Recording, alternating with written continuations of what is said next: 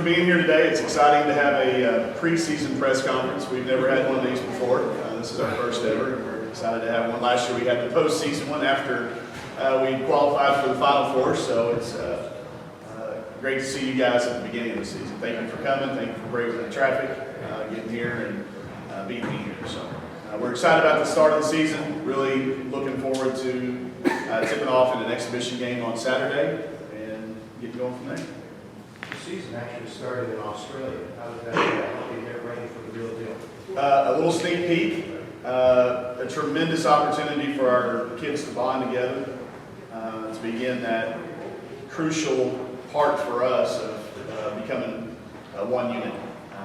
The basketball was, I would tell you, just okay. We had some blips in the map and with a lot of new faces at new positions and new roles. The basketball was just okay, but the camaraderie and the companionship was awesome. Once in a lifetime experience, I know for me, and seeing it through their eyes, I think also for our student athletes. Your players took a lot out of the Final Four. What did you take away as a coach that can help you with the season to follow? Knowing where the finish line is. Knowing that the finish line is not the middle of March or the 1st of March. It's that weekend in April. Knowing how to manipulate and handle the obstacles that come your way during those times of the year. Valuable lessons that I know will help us the next time we get there. I feel like these kids won 26 games last year and I lost 10. And I feel like that with the Final Four. I felt like they got us there, and then I probably didn't have the best plan in the world and didn't give us the best opportunity to win. So that's the value that I learned from it, my personal experience. And we'll be better the next time we get there. Hopefully that's this year. On the whole, you had an enormously successful season. Does that one game haunt you that you think you weren't prepared? It does me. Yeah, and I think that's the coach in us, and I think it's the competitor in all of us. Knowing now that you're that close and seeing the finish line. I think it's, again, in the seasons where we haven't gotten that deep, it's a lot easier to step back and critique yourself. But when you get that close to the finish line and you see what it looks like, I think you do get very critical. And I certainly did for a long part of the summer. We've moved past it, but we've certainly filed that away for the things that we'll do the next time we get there. Big shoes to fill with Talia Walton. How do you see people stepping up to score and fill that role? There have been people that have been able to fill that role already here. We just had it, Talia did it at such a high level that their numbers weren't called. They're ready. I think the beautiful thing about the way we build this thing is it's a skill development type program. It's not a situation where we just continue to recruit right on top of each other. We've got kids ready to play. Even though we had a short bench, that didn't mean that we didn't have some kids sitting there that could have done it. Obviously, you missed Talia because she was such a leader. And in a fifth-year senior, was able to handle a lot of things in the locker room that never became evident on the court. And that is something we're working through. We've got 3 great seniors this year that are learning that ropes, but it's just different. It's different when you're a senior and it's your last trip around the Pac-12. With Moosey and Alexis too, those 3 kids, it's going to take us some time to figure that out. We're asking a lot of Katie and Chantel and Kelsey as our 3 seniors to not only carry the yeoman's work on the court, but also in that locker room. And that's a big challenge, and it takes some time to adjust to it. They're doing a wonderful job of it, but this is a new team. Those 3 seniors have said it many times. We're really still excited to talk about the Final Four anytime somebody brings it up, but there is no talk about it amongst us. I think we made evidence of this at the Pac-12 media days, but nobody's wearing their Final Four rings. We're not walking around with those. That was last year's team. Those things are all in trophy cases now. And again, while we're certainly proud of it, we have moved on. So. The reality is you flew under the radar a bit last year. You talked about press conferences, preseason one time, but now you got a target on the W. So is this team ready for that kind? No question. They are. Again, the Arkansas Pawpaw Neighbors in me comes out. He always said things are different when the deer has the gun. So the deer's got the gun this year. And we know that. And I'm going to tell you, I know it affects me, and I'm not going to sit up here, and again, y'all know me well enough by now, I'm not gonna give you a lot of coach speak, but I know it affects our players to be ranked in the preseason, to get first place votes in the Pac-12 conference, to things like that. It's all new, and we're learning from it, but I think it does put some pressure on. And I think we wouldn't be humans if we didn't sense that and feel that. So I think it's a great thing. It's a positive thing, but it is a new thing for us. And we have to stick together. Our togetherness, I think, is going to be tested more than ever this year because of the expectations and the way we're recognized around town. I mean, we all deal with it. For the first 5 years I was here, I got gas at the same place for 5 straight years. I dropped my laundry off at the same place for 5 straight years. Nobody ever said a word to me. And now it's, hey coach, and everywhere I go. And I think our players are dealing with that too. So you have to learn to deal with it. I think it's part of this. It's the next step in building a great program rather than having a great team. And I think we're certainly ready for it.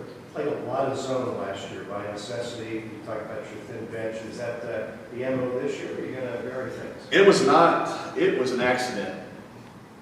We never made a conscious plan to all of a sudden start playing zone because we had a short bench or because of anything else. They got good at it in practice. This was not a thing where the coaches emerged from a film session and said, hey, I think we'd be really good in this zone. But they actually got to where they could get back and transition defense into our zone. And that's just something that if you go to any coaches' clinics in the world, they're going to tell you that's hard to do. You can't do it. You have to be a man. You have to. They figured it out. And it just kind of, it was emerged about halfway through conference season, and it got to be a thing that we got good at. I still have people calling me asking me to draw up our zone defense and send to them to share, and I tell them I can't do it. There's no slides. There's nothing you can put down on paper. It's the fact that those kids are out there on the court communicating with each other and recognizing situations and believing in each other, and we just stuck with it. It wasn't anything that was planned. It just happened. We'll see if it happens again this year. The personnel's a little bit different. Obviously Talia's length at the top of the zone. The only thing I can sit there and take coaching credit for was we did put her at the top of the zone. We thought that would be a unique look. That's a tough rebounding spot. Kelsey is so good at playing the back of the zone. I didn't feel like we should move her to the top all of a sudden just to keep Talia in the back with our big lineup of Chantel, Katie, and Talia. So it was a little unorthodox, and it turned out to be something that was really good for us. We're going to continue to use that. You're going to still see a big kid out there on the perimeter. She looks like a new face because y'all haven't been used to seeing her, but it's Heather Corral.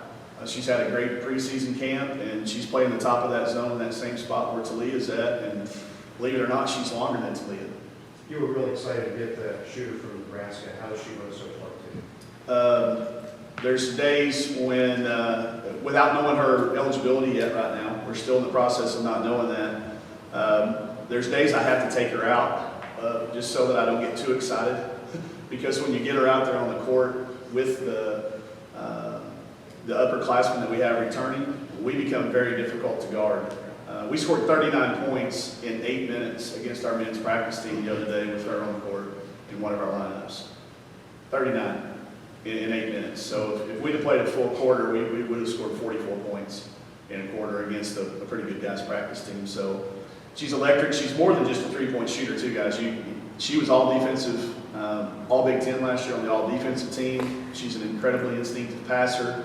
If you watch any of the clips of what she did for our USA basketball team in the 3-on-3 championships, she can feed the post, and she can certainly defend and drive the ball. So she gives us a very, very unique weapon on the perimeter, and somebody that's been through the rigors of a very rugged conference. So the experience, the talent is a tremendous lift to us. We hope that we know by the end of this week. We'd love to have her for Saturday, but it's still kind of a day-to-day situation.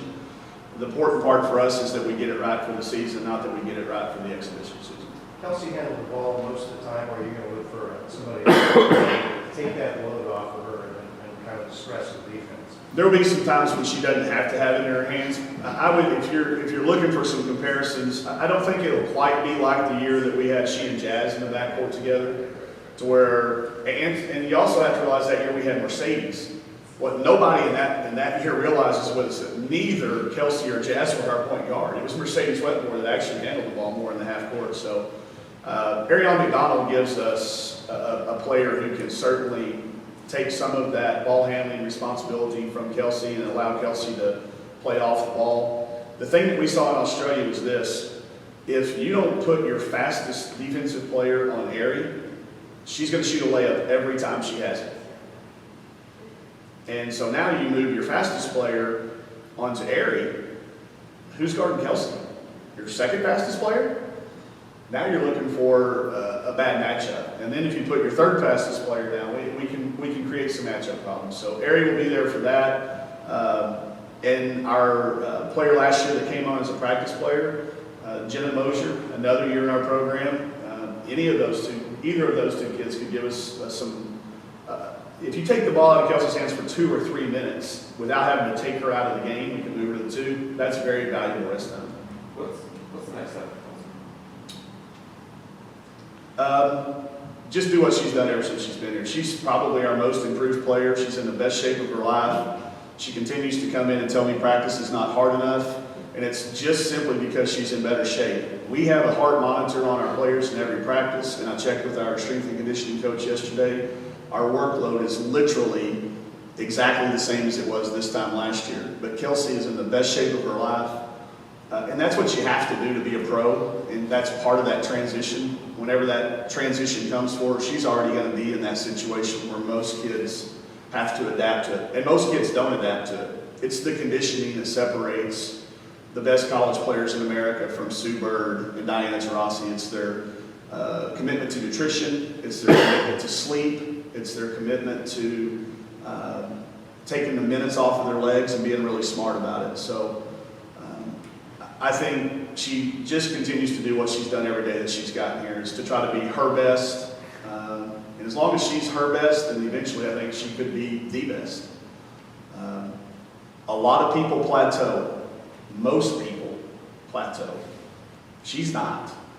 She's so much better. I have a picture on my phone every time that she calls me of the day that she got on campus. And you just look at her, and it's comical almost to look at the transformation. Because when she showed up, it wasn't like we were like, oh God, look at this kid, she's not athletic. We thought she was athletic then. And you look at her now, comparatively. So I think that's where she's headed. I don't think, we never put any, I don't ever put any limits on her, because she always exceeds those. I think the Be Boundless that our campus adopted a couple of years ago, and we've carried over to our team, I think it perfectly personifies Kelsey's approach to the way she attacks everything that she does. She's not good. Other than getting back to that, there's a way to change the tangible ways of growing. We find that you could call it a different caliber of recruit and do it.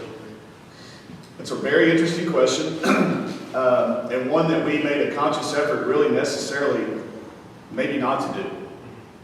We have not changed how we're going to build this thing. We built it by taking kids who want to be at the University of Washington, that want to be Huskies, that want to play in the Pac-12.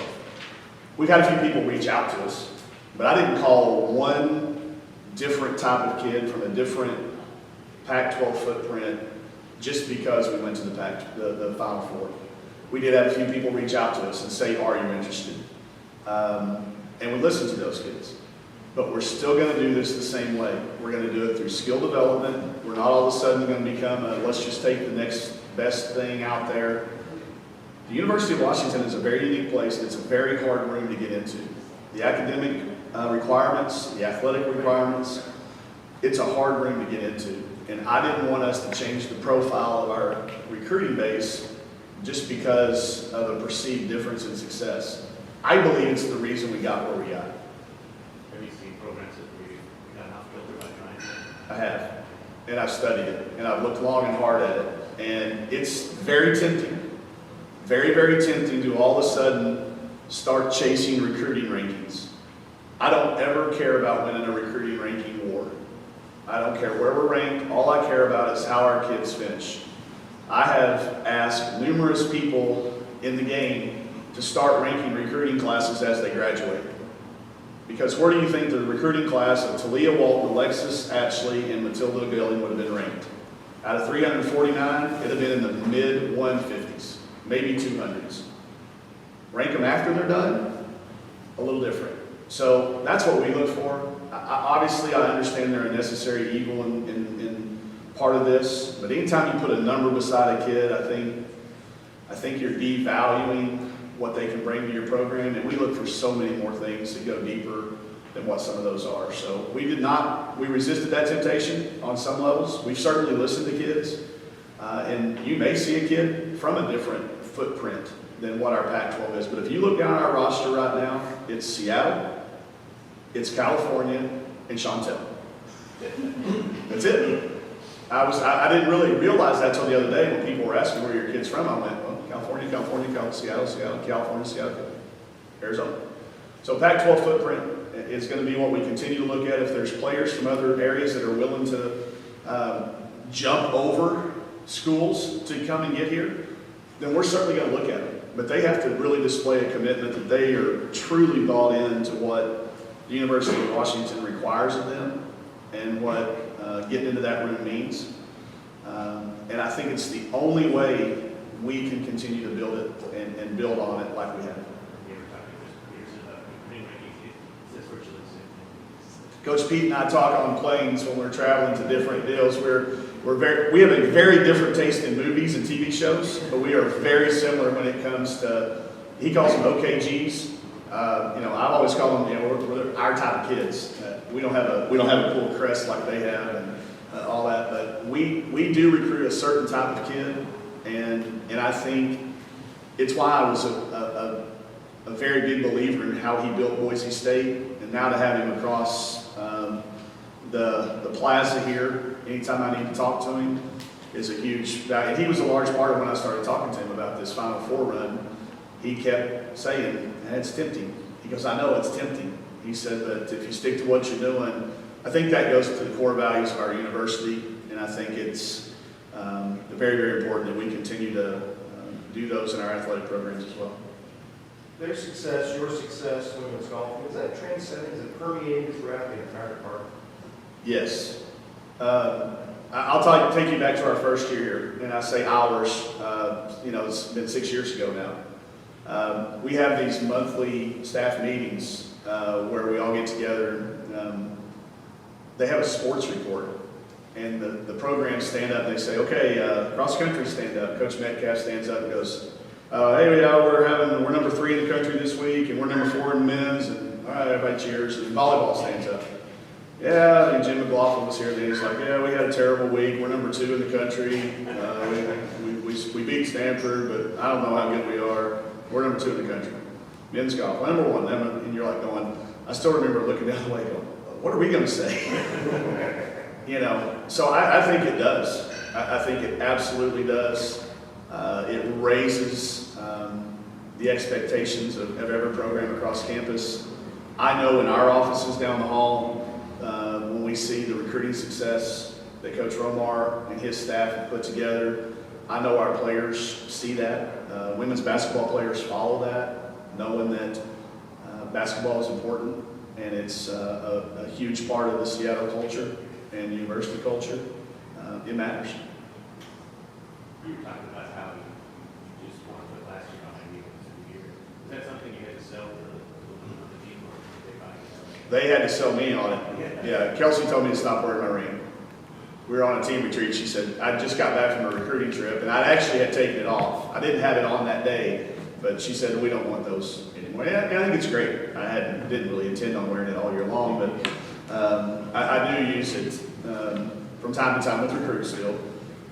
But no, it wasn't something I thought of. It was them. And I think it's very important that they came up with it, that it wasn't something I enforced on them. When we drop the banner in there, we're still going to stand up and cheer, and we're still going to be proud, and it certainly doesn't get old hearing, but we have to really be conscious. And I think keeping each other honest about it, it was last year's team. We did lose 3 really, really valuable roles. the things that Lucy did for us, hard to replace. Now we have people that can do it. Are they willing to do it? They're capable, I know, but are they willing? And is anybody willing to do what Alexis Ashley did?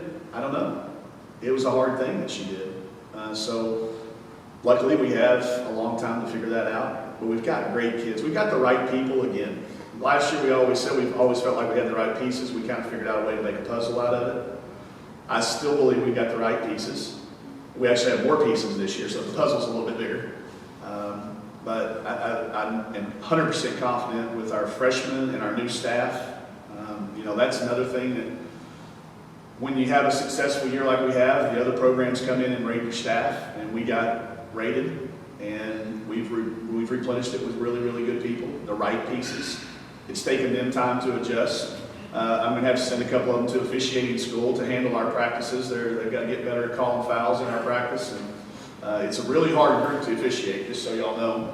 But we're still learning. And that's the beautiful thing. The way that we build it, we probably will never be great to start a year, but I don't care. I want us to be great to finish years. And it's a growing pain. It's part of what you do. But we've got the right pieces again.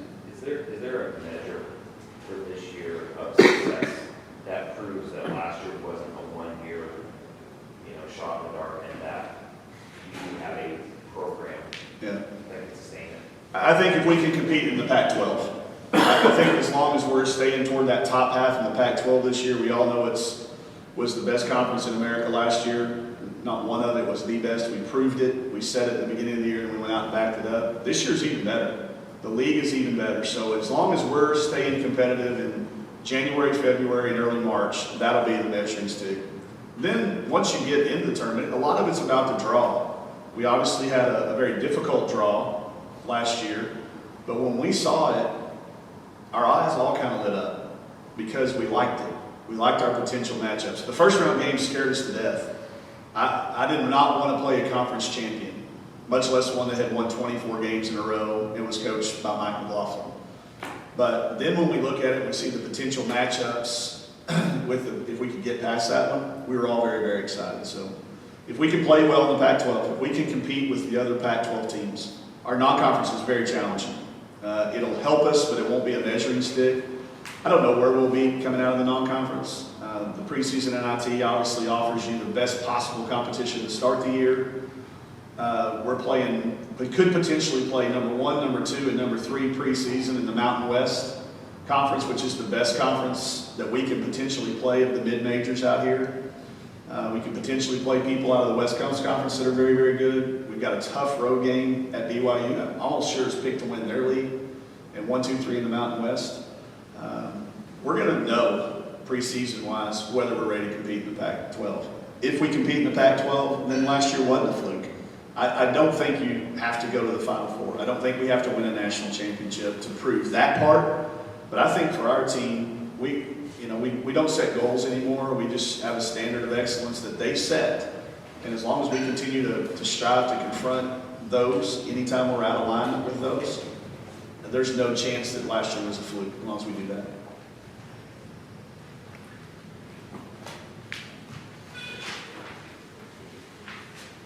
Thanks for coming.